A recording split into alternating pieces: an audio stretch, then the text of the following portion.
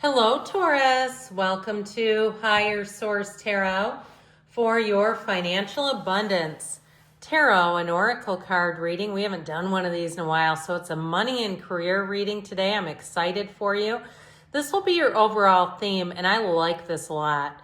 You're being asked to listen to your inner voice. It's been guiding you to do something or say something, and it's time to act on its wisdom. So time to take bold action. It's time to listen to that still small voice within. Now, for some of you, if you have a great idea that you know you can monetize, I feel like they're giving you a nudge. They're saying, hey, what are we waiting for here? You know you could be doing this. So let's see now. We're going to have the Fortune Oracle along with the Tarot. We're doing past, present, future, and the advice. Okay, very interesting. Now, Unity came out, and that reminds me of the Hierophant in the tarot, which is Taurus energy.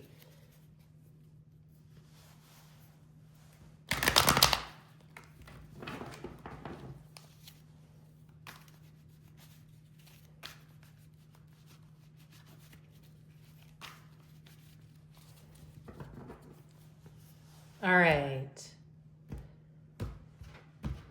Okay, in the past, we've got the Nine of Wands, the Four of Wands. Oh, look at that, Hierophant, okay? In the present, you've got the Empress, the Four of Pentacles, and the Nine of Wands. In the future, you have the Ten of Pentacles, the Queen of Swords, and the Queen of Cups. In the advice, you have the Knight of Swords, the Wheel of Fortune, and the Knight of Cups. So I feel like they're telling you, especially with the two Knights, because those come in of service, to stay true to yourself, to follow your heart, but be very decisive and question some things if something doesn't seem like the truth. I feel like especially these two Queens and the outcome, and of course Ten of Pentacles, you love to see that. But you're going to have great communication, and I feel like you won't settle. Okay, if something's not right for you financially, you won't be talked into it or backed into a corner. So in the past, you had the card of the unicorn, success, hope, freedom, healing, and magic are all available to you if you just believe. So ask, believe, receive. And know that you have something special. You know, the unicorn represents something that's rare. We don't see unicorns, right? They're mythical or mystical creatures, but they represent something very rare, and perhaps for some of you, being the person that's a pioneer in some kind of an area, doing something that maybe other people won't do or can't do. So that Nine of Wands, I feel like you had something you invested a lot into. Now with the energy of the Hierophant, that can be higher education and you know, sort of plugging away and getting the degree done, especially with the Four of Wands, because it shows that you invested a lot into something, but that you did have cause to celebrate. The Hierophant is also, too, unlocking the keys to the universe. So it gives you an edge. It gives you an opening into something. Even if it was working multiple jobs, to kind of get yourself ahead of things and saying, now I can coast a little bit.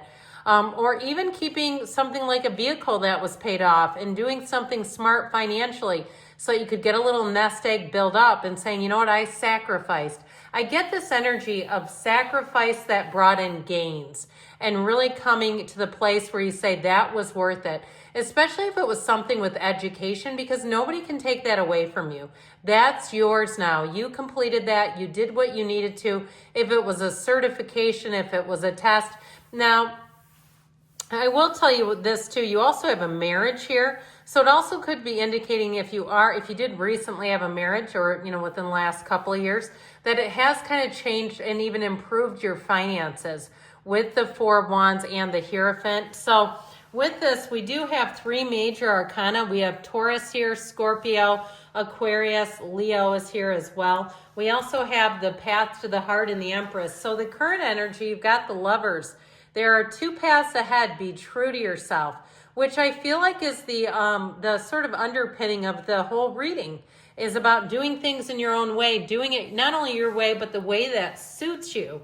So this is interesting with the Empress, the Four of Pentacles, and the Ten of Wands. I feel like, again, your hard work is paying off. Now, the Empress is the creator and multiplier of forms and ideas. She lives in luxury. So I also feel like, too, if something doesn't meet your standards, I feel like you're going to be inclined to keep saving rather than taking a shortcut, right? So if your, goal is to see a waterfall in Costa Rica or Hawaii or Bali, you're probably not going to settle and go to Niagara Falls. Not that the falls aren't great. They're all great. But, if you live in New York, you're going to say, I've already seen that. I want to go somewhere farther. And I'm just giving that as an example. Now, I'll laugh if somebody says, oh my God, I have a trip planned, or we are going to Niagara. Enjoy it. It's fun. But get the raincoat. It helps. Anyway, but with this, I do feel like with that Four of Pentacles, if you are saving for something too, I feel like you'll be very tight with the wallet. Okay, it's in the current energy. And I don't see that as a problem. I feel like you're going to get to where you want to go. If you're in the place where you're kind of penny pinching, because that Four of Pentacles is the miser, but he has money. He's not without money. He has it. He just won't give it up. So I do feel like you may find that you say no to certain things. Even if it's a movie with your kids, maybe you have, 3 kids or something, and if you go out to a movie, it's probably $150. You might say, hey, we're going to rent it on Amazon instead, just for now, and because we're planning a big trip, something like that, where I feel like you may forego certain things, but it's with intention. And I also want to tell you, I feel like you're going to be glad that you did. So if there's certain areas that you've been trying to kind of pull back on because you have bigger goals, I do feel like you're going to get to where you're trying to go, and you're going to be glad that you did it, because you're not going to be poor in this money. You have plenty, or in this energy. You have plenty here. It's all with intention, and it's all really to meet that bigger picture. Now, ultimately with the Empress, though, there is a little bit of a push-pull because she loves luxury. And she has her Emperor to bankroll her. She doesn't really need to have her own money. So I do feel like with that, you might have certain things where you say, do I really need that? And do I even want it? Okay, because sometimes we can get caught up in, not being able to get enough of things that we don't even really want. So you've got the energy of the Thorns. Weathering the challenges ahead will bring in a new and positive future. So even if there's something to navigate, I don't see it as a huge player, because the tarot is showing you money. All right, in the future, you have the 10 of Pentacles. You also have the Queen of Swords, which is excellent for signing contracts. She is a wonderful communicator, but any contracts that you sign are going to be well done. There's no pitfalls, there's no mess, there's no nonsense to clean up later. That 10 of Pentacles, though, it is the wealth card. So I feel like if you change jobs, or if you're selling something, if you've had a labor of love in terms of a housing situation that you've invested a lot in to improve it, I do feel like you're going to get money out of it.